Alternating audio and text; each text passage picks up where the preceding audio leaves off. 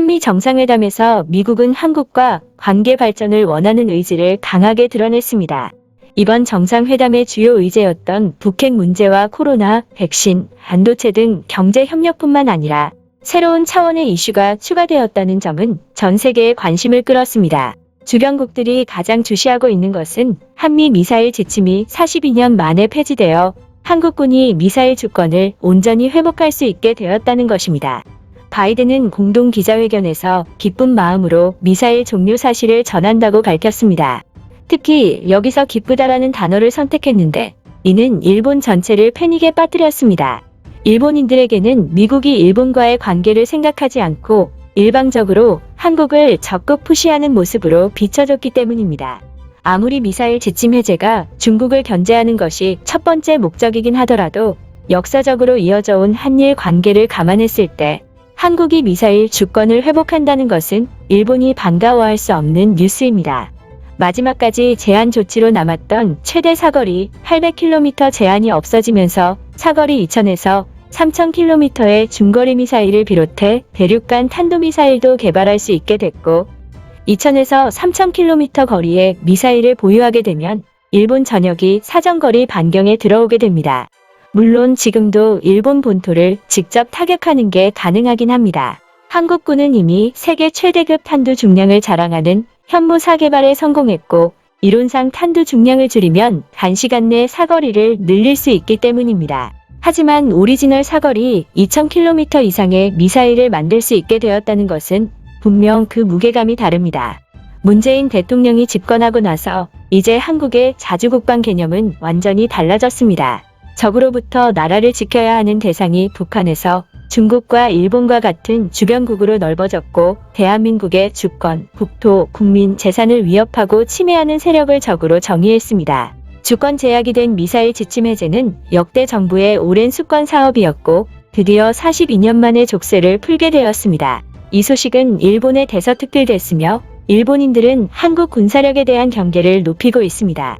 그렇다면 일본인들은 어떤 반응을 보였는지 자세히 알아보겠습니다. 한국이 유일하게 인정받는 점은 군사적 기술력이 뛰어난 나라라는 거야. 한국 정도의 기술력으로 일본 전체가 사거리로 들어오는 미사일이 개발된다면 우리는 전쟁이 나면 불지옥을 맛보게 될 수도 있어. 미국은 중국을 견제하기 위해서 미사일을 사거리를 풀어줬겠지만 나중에 이것은 일본의 독이 될 수도 있는 문제이고 정부 차원에서 강력히 항의를 해야 된다고 봐. 한국이 강한 힘을 가지게 되면 우리에게 어떻게 나올지 뻔하잖아. 고작 미사일 사거리가 조금 늘어나는 것뿐인데 불지옥이 된다니 무슨 말이야? 한국이 군사력으로 자랑할 수 있는 것은 최신 장비들도 무장된 육군력밖에 없어. 해군력과 공군력은 일본에 비하면 초라하기만 하지. 그리고 그 육군력도 우리와 전쟁을 한다면 절대 사용하지 못해. 한국이 무슨 수로 육군을 받아 건너에 있는 일본 본토에 상륙시킬 수 있겠어? 불지옥이 되는 건 일본이 아니라 한국이야. 일본의 저명한 군사 전문가들도 한국의 전투력을 쉽게 봐서는 안 된다고 경고하고 있어. 해군은 우리 쪽이 압도적이긴 하지만 한국의 미사일은 분명히 껄끄러운 존재야. 만약 한국이 작정하고 방공망과 발사대를 노리면 전쟁이 어떻게 흘러갈지 몰라. 이런 가운데의 사거리가 더 늘어나는 것은 최악의 시나리오라고. 한국이 일본보다 더 강한 군사력을 가지게 된다면 역사 문제 같은 것을 끊임없이 왜곡할 것이기 때문에 무조건 반발해야 돼. 한국은 북한을 명분으로 군사력을 과잉 개발하고 있어. 나는 이것을 중국과 협의를 해서라도 막아야 된다고 생각해.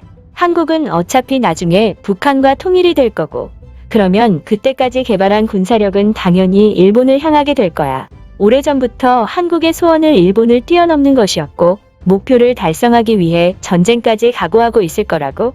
한국의 야심을 막지 못하면 동아시아의 정세는 혼란에 빠질 거야. 왜 아무도 한국과 친해질 생각은 안 하는 거지? 한국과 관계 개선을 하고 일미한 동맹이 구축된다면 우리가 한국의 미사일 사거리가 늘어난다고 전전긍긍할 필요가 없는 거잖아. 그리고 한국과 군사 동맹을 맺으면 더 이상 주변에 있는 중국과 북한 때문에 스트레스 받을 일도 없어지는 거고 제발 한국에 대한 인식이 바뀌어서 사람들이 한국에 대해 친화적으로 생각했으면 좋겠어. 국민들이 먼저 이런 인식을 가져야 관계 개선이 될 수 있는 거야. 한국과 친해지면 나중에 한국이 뒤통수 칠 거라는 생각은 안 해봤어? 한국은 은혜를 원수로 갚는 나라라는 게 지난 수십 년 동안 증명이 됐잖아. 한국은 어려울 때는 일본의 도움을 거리낌 없이 받았으면서 시간이 흘러 조금 대등한 위치로 올라오니까 바로 총구를 겨누는 국가야. 그리고 한국의 군사력이 강해졌다고 관계 개선을 하자는 것은 말도 안 돼. 자존심을 완전히 쓰레기통으로 버리는 일이잖아. 조금 괴로워도 주변국들을 우리의 힘으로 감당해야 돼. 한국의 미사일 사거리가 늘어난 것보다 더 배가 아픈 거는 미국이 일본보다 한국을 더 중요한 나라라고 생각하고 있다는 거야. 스가와 회담을 할 때는 우리에게 불리한 협정들을 아무렇지도 않게 내세웠으면서 한국에는 혜택만 주고 있는 꼴이잖아. 바이든은 일본을 그저 중국을 견제하는데 도움이 되는 수단으로 생각하고 있어. 미국이 한국에 계속 잘해주는 꼴을 보인다면 우리도 미국의 말을 듣지 말아야 해. 미국은 말로는 일본이 최대 동맹국이라고 했으면서 미사일도 그렇고 경제 문제도 왜 그렇게 한국에 많은 혜택을 주는 거야? 우리는 모든 외교적 방법을 동원해 미국과 친분을 쌓으려고 노력했는데 미국이 이렇게 나오면 완전히 우스운 꼴이 된 거잖아. 미국이 한국 같은 힘없는 나라에 왜 그렇게 심혈을 기울이는지 모르겠어. 혹시 우리가 올림픽 등의 문제로 미국의 심기를 건드린 건 아닐까? 한국의 군사력은 겉으로만 화려할 뿐이야. 자국의 경제력을 생각하지 않고 국방비에 무리한 돈을 쏟아붓고 있잖아. 한국이 일본과 비슷한 수준으로 국방비를 쓰고 있다는 것 자체가 멸망을 자초하고 있는 거야. 우리는 경제력이 세계 최고 수준이니까 그만큼의 돈을 쓸 수 있는 거지만 한국은 전혀 아니잖아. 한국 대통령은 무리한 반일 정책을 하고 있고 한국은 나중에 후회하게 될 거야.